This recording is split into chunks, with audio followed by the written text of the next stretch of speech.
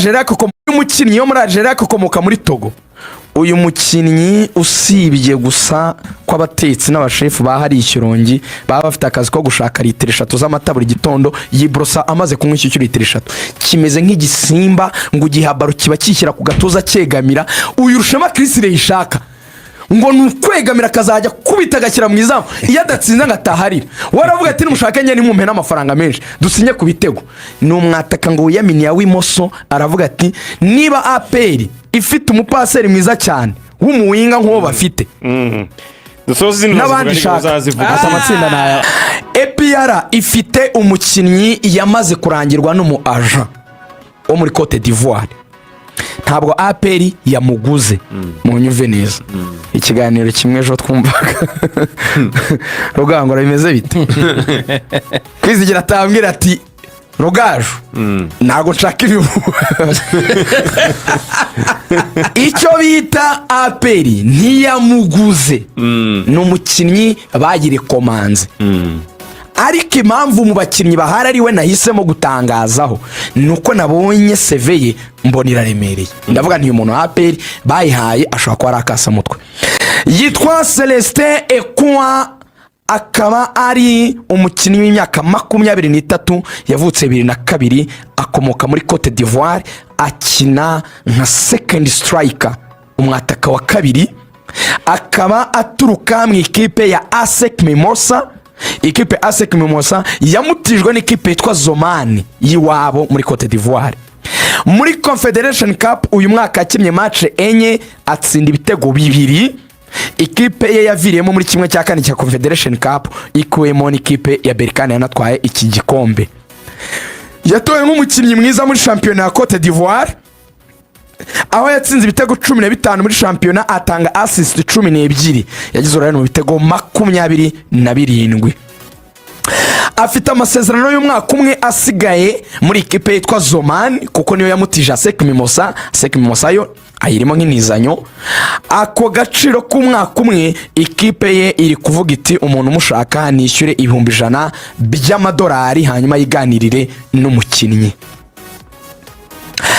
Zandani zingwa mu matwi ziravuga ko umukinnyi avuga ko umaze kurangizanya n'ikipe ya Zoman ariyo kipe ye yamutije ASEC Mimosa ukayishyura $100 by'amadolari shaka.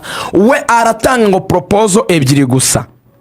Urama signing on fee $50,000 by'amadolari ujye umpemba umushahara $12,000 by'amadolari.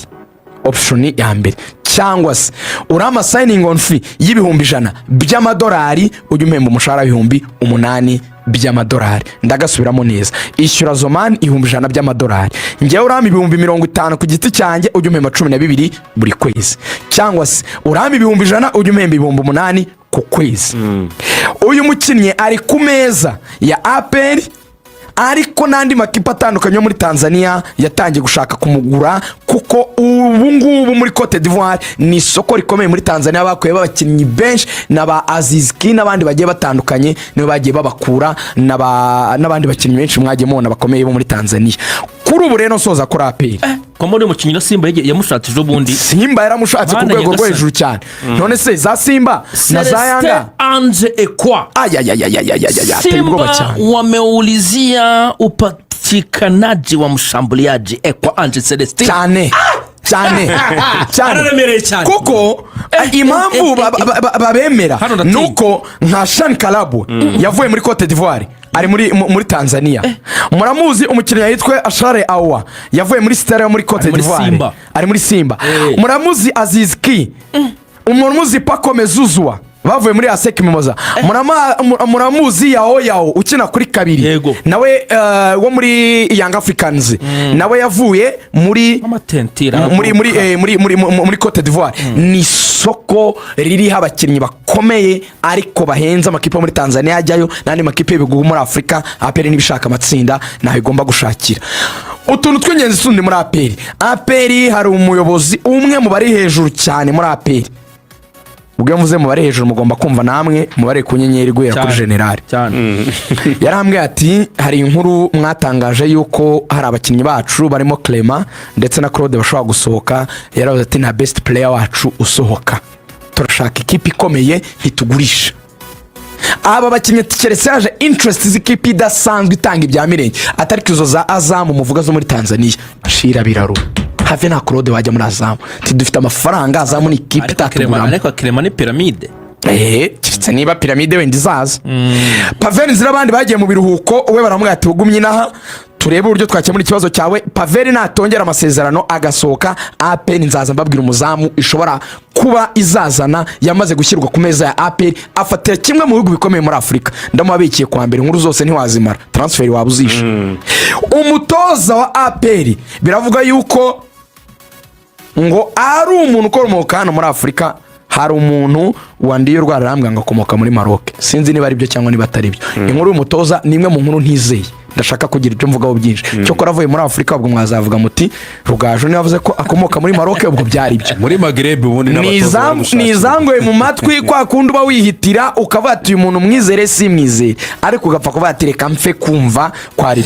Hanyuma hari rutahizamu tuzaganiraho kuwa mbere tuzasesengura ukomoka muri Togo watakisha imoso yitwa Yao Evra Axel Somari no zina Somani ubizi Somani we aya mazina yo muri Cote d'Ivoire niwe na yaha Yao Evra Abanyo yitwa Yao Evra Abanyo ava mu ikipe yitwa Aso Chef Officiel yo muri Algeria.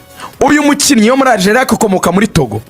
Uyu mukinnyi usibye gusa kw'abatetsi n'abashefu bahari Ishyorongi baba bafite akazi ko gushaka litiro 3 z'amata buri gitondo. Bibazo biri muri reyo ni mutareba neza mbivuze mbere biradindiza recruitment za reyo. Uyu mwaka ushize mutatwayemo igikombe nutaha muzarwanira power mushobora kwisanganya mukandagira yasinyishije nk'umukinnyi umwe tugiye kuvuga ikazaba kubita na nabi cyane. Mudashyize hamwe ikipe ya Kimihurura irabakandagira umwaka utaha ntago muzayikira. Mufite umwanya muto wo gukemura ibibazo kuruto kuryana no gucagagurana. Urakoze cyane urakoze cyane. Ufite iminota pira muri Canada. Hussein bwa mbere amambere yakuzaniye utwuma twa GPS twafasha ekipe ndakubwira nitugure urabyanga. None this time umutoza aramukeneye sinange umukeneye.